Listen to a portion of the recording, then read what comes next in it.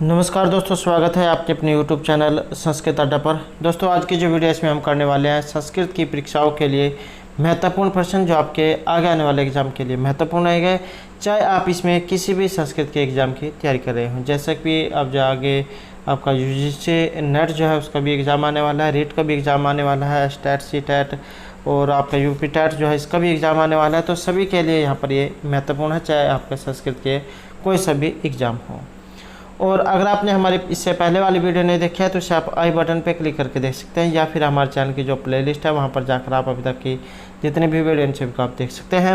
और वीडियो शुरू करने से पहले अगर आपने अब तक हमारे चैनल को सब्सक्राइब नहीं किया तो सब्सक्राइब कर ले और साथ में घंटे वाले कोने से दबाकर आप ऑल पे क्लिक जरूर कर लीजिएगा, जिससे आपको हमारे आने वाली जो वीडियो है उसकी नोटिफिकेशन मिलती रहेगी। और दोस्तों, वीडियो को लाइक, कमेंट और शेयर जरूर कीजिएगा।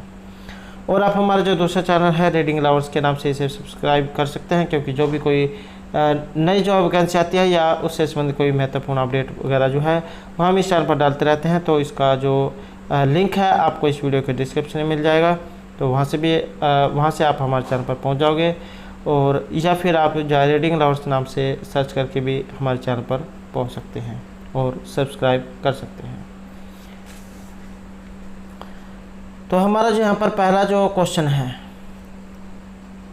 यह है निरुक्त से। निरुक्तकार अनुसारेण अति इत्यस्य उपसर्गस्य का अर्थ है। ये यहाँ पर एक उपसर्ग आया है और इसका अर्थ यहाँ पर क्या लिया गया है। बात करें इसके अर्थ की तो यहाँ पर इसका अर्थ तो रहेगा ऑप्शन सी में। इसका अर्थ यहाँ पर पूजा से लिया गया है। और ये जो निरुक्त है इसके बारे में थोड़ा सा जान लेते हैं, क्योंकि इसके अंदर से जो बहुत से क्वेश्चन एग्जाम में पूछे जाते हैं। तो निरुक्त और व्याकरण ये दोनों जो है इनका विषय समान है, शब्द ज्ञान और शब्द व्युत्पत्ति। निरुक्त का जो विषय यह कठिन वैदिक शब्दों की व्युत्पत्ति मूलक व्याख्या करना है। जो कठिन शब्द व्याकरण की पहुंच के बराबर थे उनके अर्थ ज्ञान के लिए निरुक्त की रचना हुई और निरुक्त के वेद पुरुष के स्त्रोतों के रूप में स्वीकार किया गया। निरुक्तम स्त्रोत्रम उच्यते। और निरुक्त जो है इसके रचयिता हैं यास्क, और इन्होंने निरुक्त को व्याकरण का पूरक माना है। तदिदं विद्यास्थानम व्याकरण से काष्ठनीयम। और वास्तव में जो निरुक्त है ये निघंटु की टीका मात्र है। निघंटु में वेद में प्राप्त होने वाले कठिन और दुरूह शब्दों की सूची क्रमबद्ध रूप में दी गई। निघंटु आज इस समय जहाँ उपलब्ध नहीं है, और उसी निघंटु पर यास्काचार्य ने अपना भाष्य लिखा था। तो ये भी आपने याद रखना है, उसी निघंटु पर यास्काचार्य ने अपना भाष्य लिखा था जो निरुक्त कहलाया। और जो ये आपका निरुक्त है इसके 3 कांड हैं और 5 अध्याय हैं। पहले कांड में 3 अध्याय हैं और इसमें विभिन्न शब्दों के पर्यायवाची शब्द हैं, जैसे पृथ्वी के 21, मेघ के 30, स्वर्ण के 15, वायु के 16, जल के 100 और वेद के 26 पर्यायवाची शब्द इसमें दिए गए हैं। और यास्काचार्य के जो ये निरुक्त है इसके प्रथम 3 अध्याय में इन पर्यायवाची जो शब्द हैं इनकी व्याख्या की गई है, और इसलिए इन 3 अध्याय को निघंटु कांड कहा गया है। निघंटु का जो चौथा अध्याय है इसमें वेद में प्राप्त होने वाले कठिन और अस्पष्ट शब्द दिए गए हैं, और चौथे से 6ठे अध्याय तक इन शब्दों की व्याख्या और स्पष्टीकरण है, जिसे नैगम कांड कहा गया है। और इसका जो ये 5वां अध्याय है इसमें देवतावाचक शब्द हैं, और 7वें अध्याय से 12वें अध्याय तक इनकी व्याख्या है। इसे दैवत कांड कहा गया है। इस प्रकार जो यास्क के द्वारा जो निरुक्त है इसमें 12 अध्याय हैं, और सायणाचार्य के अनुसार बाद में 2 अध्याय परिशिष्ट रूप में जोड़ दिए गए। इस प्रकार इसमें 14 अध्याय माने गए हैं। और निरुक्त का जो प्रतिपाद्य विषय ये 5 हैं। प्रतिपाद्य जो विषय ये 5 हैं: वर्ण आगम, वर्ण विपर्य, वर्ण विकार, वर्ण नाश और धातु। और यास्काचार्य ने पद के 4 भेद माने हैं: नाम, अख्यात, उपसर्ग और निपात। और यास्काचार्य ने शब्दों को धावतज मानकर इनकी उत्पत्ति की है। और इसमें वैदिक शब्द निर्वचन के अतिरिक्त भाषा विज्ञान, साहित्य, समाजशास्त्र व ऐतिहासिक विषयों का भी प्रसंग अनुकूल विवेचन मिलता है। और यास्क ने वैदिक देवताओं को पृथ्वी स्थानीय, अंतरिक्ष स्थानीय और दूरस्थानीय इन 3 वर्गों में बांटा है। तो ये 3 वर्ग है जिसमें ये बटे हुए हैं, पृथ्वी स्थानीय, अंतरिक्ष स्थानीय और दूरस्थानीय। और ये जो 3 भाग है प्रत्येक में 11-11 देवता जो है उसके अनुसार ये बटे हुए हैं। इस प्रकार 33 देवता यहाँ पर माने गए हैं। और तो इतना आपने याद रखना है। और एक और जो है क्वेश्चन एग्जाम में पूछा जाता है कि जैसे पृथ्वी स्थानीय में कौन कौन से आते हैं। अग्नि, सोम, पृथ्वी आदि जो देवता है ये आपके पृथ्वी स्थानीय है। और इंद्र, रुद्र आदि जो है ये अंतरिक्ष स्थानीय है। वरुण, मित्र, उषा, सूर्य ये आपके धू स्थानीय देवता हैं। इतनी आपने जरूर याद रखना है क्योंकि यही एग्जाम में पूछा जाता है। नेक्स्ट क्वेश्चन आएगा, निरुक्त के अनुसार चित इत्यस्य निपात अर्थ नास्ति। यहाँ पर एक अर्थ नहीं है और ये जो अर्थ है ये आपका परिच्छेद यहाँ पर लिया गया है। नेक्स्ट क्वेश्चन हमारा, निरुक्त अधोलिखितेषु उपधा विकारस्य उदाहरणम् अस्ति। यहाँ पर उपधा विकार का एक उदाहरण है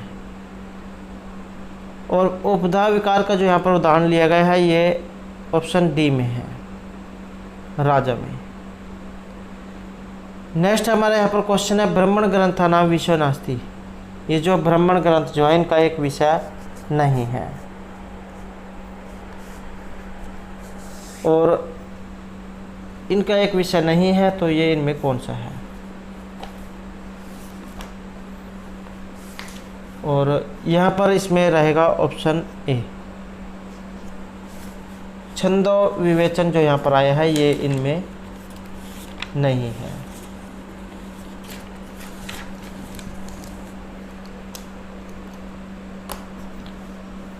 नेक्स्ट रहेगा, शिक्षा वेदांगे गणना नास्ति। शिक्षा के जो वेद के अंग है इसमें एक नहीं आए। वेद के अंग जो 6 हैं, शिक्षा, कला, व्याकरण, ज्योतिष, छंद, ये आपने याद रखना है। और शिक्षा वेदांग में नहीं आता है। तो ये जो आपका यहाँ पर पारस्कर क्रिया सूत्र जो है ये शिक्षा वेदांग जो है इसमें नहीं आता है।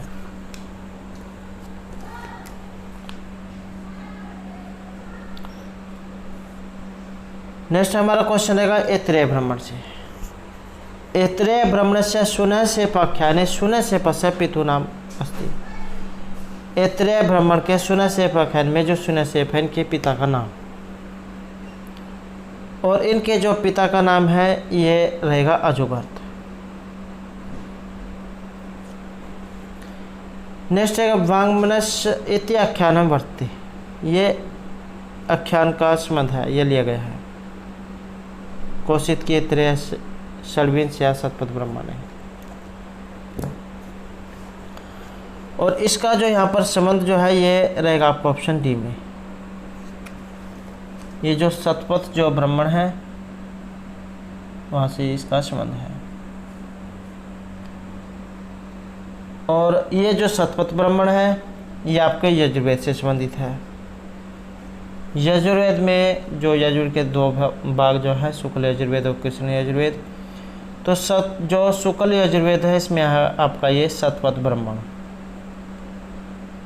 या फिर मध्य दिन एवं कण्व।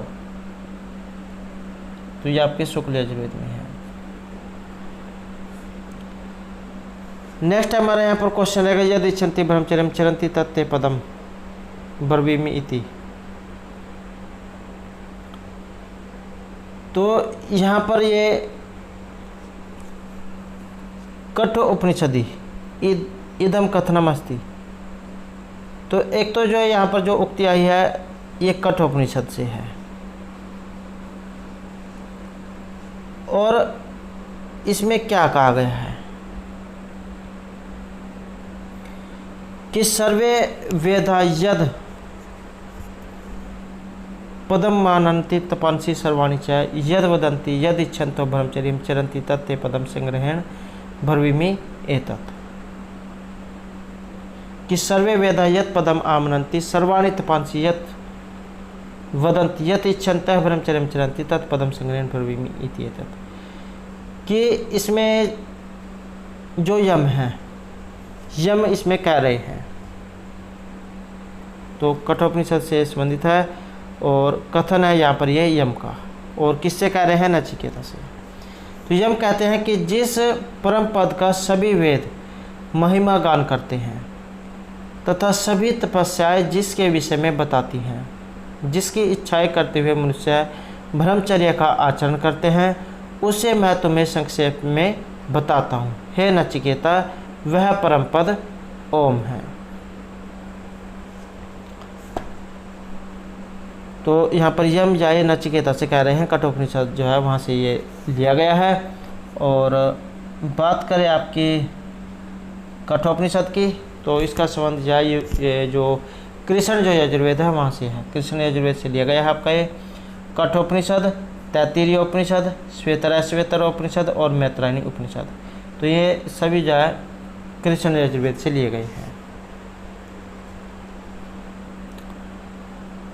और नेक्स्ट जो यहाँ पर ये उक्ति आई है,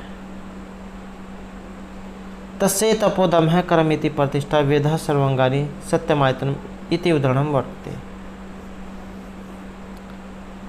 और ये कहाँ से लिया गया है? इसका जो संबंध है ये केन उपनिषद से है। और इसमें क्या कहा गया है कि तपः धम्मः कर्मिति तस्य प्रतिष्ठा वेदा सर्वांगानि सत्यम आयतनम, कि तप, आत्म विजय तथा कर्म इस अंतर्ज्ञान के आधार हैं। वेद इसके सब अंग हैं और सत्य इसका धाम है। कि तप, आत्म विजय अर्थात दम तथा कर्म इस अंतर्ज्ञान के आधार हैं और वेद इन सब के अंग है और सत्य इसका धाम है। तो केन उपनिषद से इसका संबंध है। और ये जो केन उपनिषद है ये सामवेद से लिया गया है। केन उपनिषद और छांदोग्य उपनिषद इनका संबंध सामवेद से है।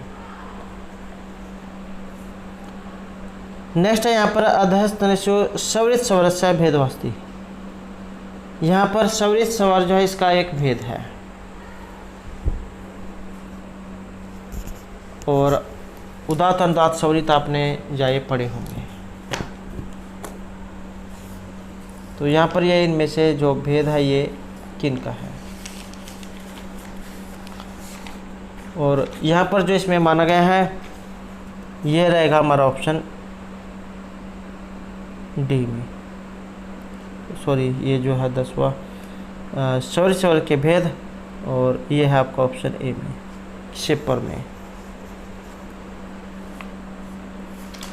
नेक्स्ट यहाँ पर क्वेश्चन रहेगा ऋग्वेद साकल संहिता उदात स्वर किन प्रकार प्रदर्शित है? ऋग्वेद की जो ये साकल शाखा है तो इसका संबंध बताना है।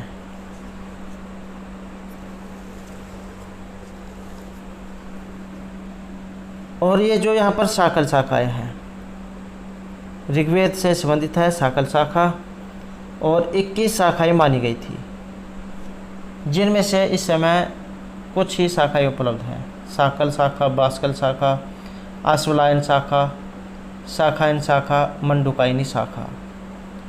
तो ये ऋग्वेद से संबंधित है। और उदात स्वर तो इसका रहेगा ये ऑप्शन डी यहाँ पर अचिन्हितम। नेक्स्ट है ऋग्वेद प्रतिशाख्यानुसार रक्त संज्ञक वर्ण बनती। ये जो ऋग्वेद का जो प्रतिशाख्य है इसके अनुसार, और ये प्रतिशाख्य कौन कौन से हैं? ऋक् प्रतिशाख्य या फिर पार्षद, और एक है पाणिनि शिक्षा, पाणिनि शिक्षा और ऋक् प्रतिशाख्य या पार्षद। तो ये शिक्षा ग्रंथ और प्रतिशाख्या में आते हैं, ऋग्वेद से संबंधित है। और यहाँ पर बात करें आपके ये रक्त संज्ञक वर्णों की, रक्त संज्ञक वर्ण यहाँ पर इनमें कौन से हैं? और रक्त संज्ञक जो है यहाँ पर इसमें रहेगा आपका ऑप्शन ए। ये अनुनासिक जो वर्ण है इन्हें रक्त संज्ञक यहाँ पर कहा गया है।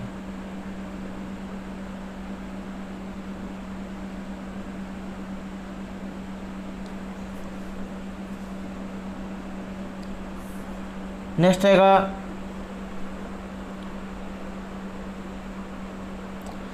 ऋग्वेद प्रतिसंख्यानुसारण अधस्तन युग्मा नाम समचीन तालकम चुनो। सूची 1 जो है 2 के साथ मिलान करना है और इसमें जो माना गया है ऑप्शन रहेगा सी। ये 3 1 4 और 3। तो इसे जो आप मिलाकर देख लेते हैं, 3 1 4 और 2, 3 1 4 और 2। तो यहाँ पर इसमें ऊ जो दीर्घ ऊ है ये माना गया आपका समान अक्षर में। का जो है आपके ये आते हैं आघोष वर्ण में। और जो है यहाँ पर आपका ये घ आता आपका ये उसमें, और ए जो है ये आपका आता है संधि अक्षर में।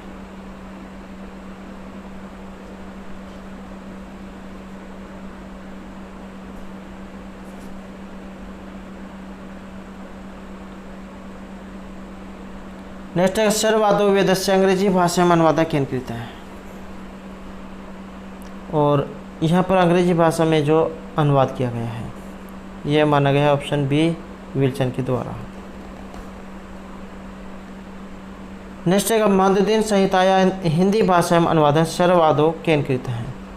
मध्यदिन संहिता है इसका हिंदी भाषा में अनुवाद, और इसका जो अनुवाद माना गया है ये महर्षि दयानंद जो है इनके द्वारा माना गया है। नेक्स्ट है अधोनिर्दिष्टेषु मनः स्त्री इति विग्रह स्त्रीलिंगे अशुद्ध प्रयोग का। यहाँ पर अशुद्ध प्रयोग, और अशुद्ध प्रयोग यहाँ पर माना गया है ऑप्शन सी में।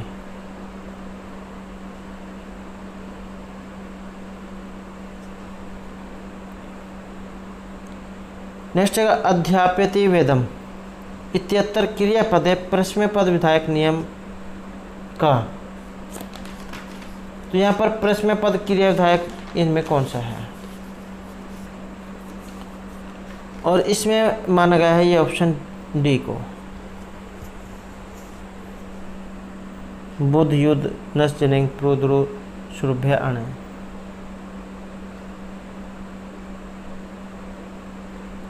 नेक्स्ट है यहाँ पर वच धातु, बोलने अर्थ में है वच धातु सब संज्ञायाम अणियत प्रत्यय है, और इसके प्रयोग स्वरूप कौन सा बनेगा?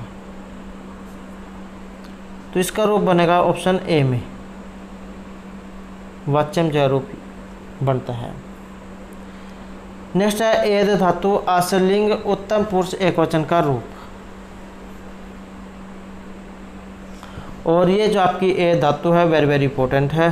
कोई सा भी एग्जाम हो ए धातु के रूप जरूर आते हैं, क्योंकि इसे कठिन भी माना गया है और आपने इसको जरूर याद रखना है। अगर आप इसे 1 या 2 बार ध्यान से भी पढ़ लेते हैं तो आसानी से आपको याद हो जाएंगे। तो आश्रयलिंग जो है यहाँ पर इसमें पूछा गया है, और आश्रयलिंग में जो यहाँ पर इसका रूप बनेगा ये रहेगा ऑप्शन बी में। एधिसीय जो है ये आपको उत्तम पुरुष एकवचन का रूप है, और इसमें रूप कैसे बनते हैं?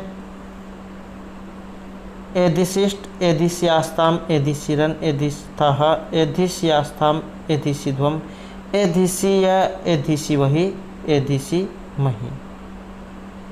तो इस प्रकार के आपके जो आश्रयलिंग जो है इसमें रूप ये चलते हैं। और एधेय जो है ये आपका विधिलिंग जो लकार है उसका उत्तम के एक वचन का रूप है यहाँ पर।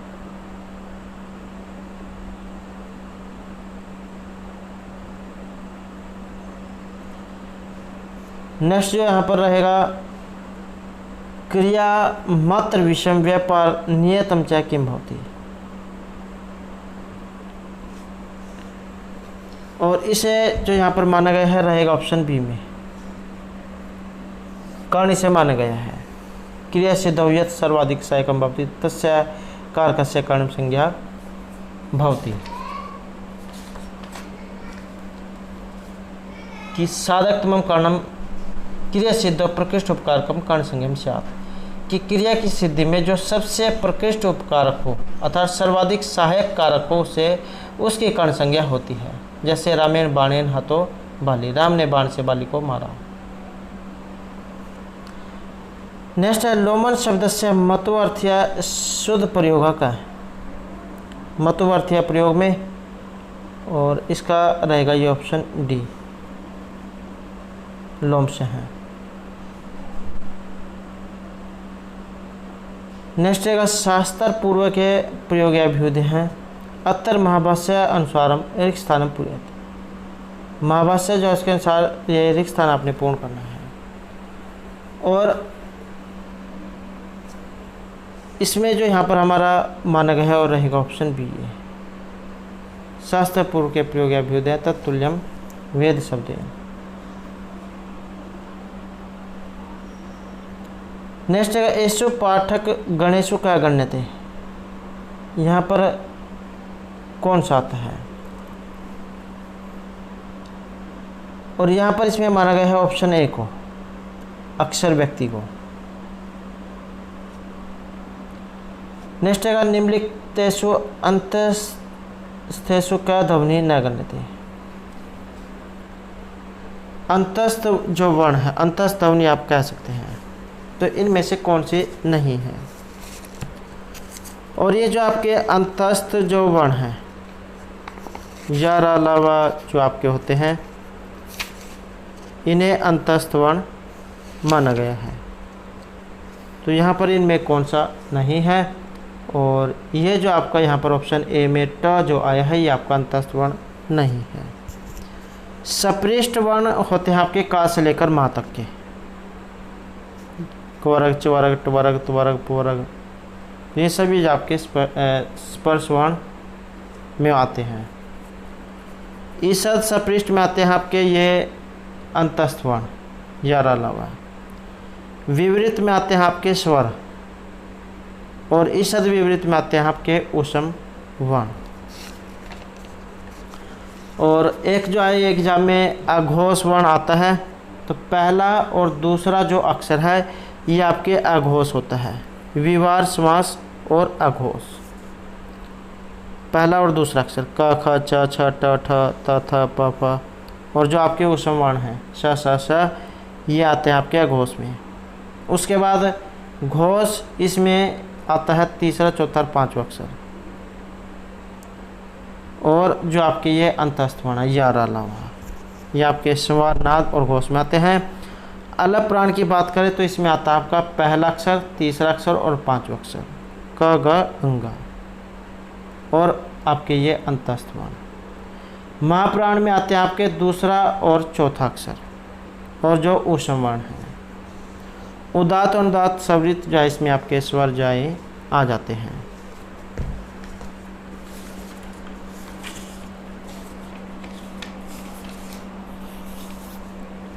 और प्रत्यन के आधार पर इन्हें दो भागों में बांटा गया है, आभ्यंतर और बाह्य। आभ्यंतर प्रत्यन के 5 प्रकार हैं, जिसमें आपके ये सपृष्ठ, ईतद सपृष्ठ, ईषद विवृत, विवृत और समृत आते हैं। और बाह्य प्रत्यन के 11 हैं, जिसमें आपके विवार, श्वास, अघोष, स्वर, नाद, घोष, अलप्राण, महाप्राण, उदात, अनुदात और सवृत आते हैं। नेक्स्ट है निम्नलिखित विस्मी कर्ण से उदाहरण की मस्ती, यहाँ पर एक अलग है, और इसमें माना गया है ऑप्शन ए को, बभू को। और अगर एग्जाम में इसमें इसकी धातु आ जाए तो भू यहाँ पर धातु है। और लिट लकार जो है उसका रूप यहाँ पर ये बना है। नेक्स्ट है चीनी भाषा कीदृशी भाषा अस्ति। ये जो चीनी भाषा ये यहाँ पर किस प्रकार की भाषा मानी गई है।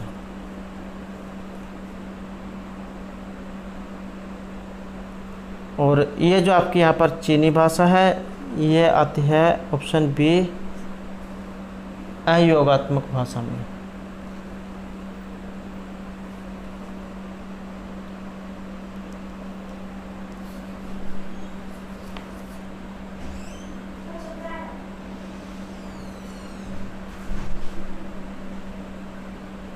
और चीनी परिवार की भाषा कह सकते हैं आप, या एक अक्षर परिवार की भाषा, चीन, तिब्बत, सियाम, बर्मा, तो ये इनमें बोली जाती है और सभी भाषाएं ये अयोगात्मक है।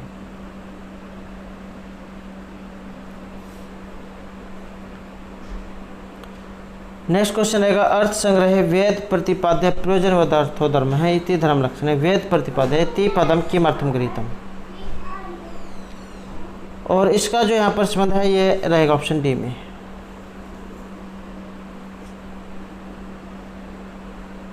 व्याप्ति वर्णाएं।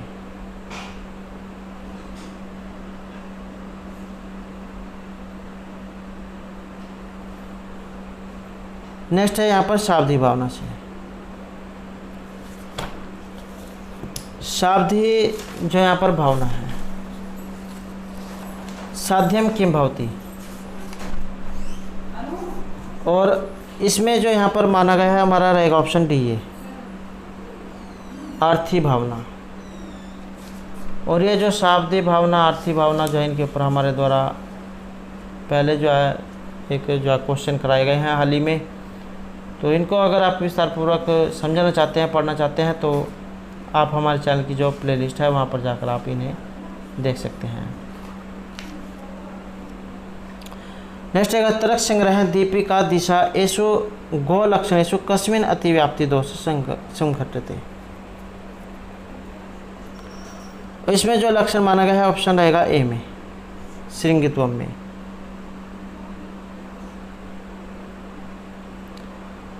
नेक्स्ट है तंतु संयोग है पटस्य की दिशम कारणम।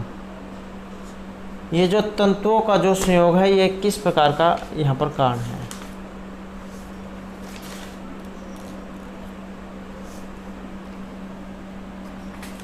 और यहाँ पर जो इसमें माना गया है ये रहेगा आपका ऑप्शन ए में। तंतु जो संयोग है ये रहेगा आपका असमवायी कान।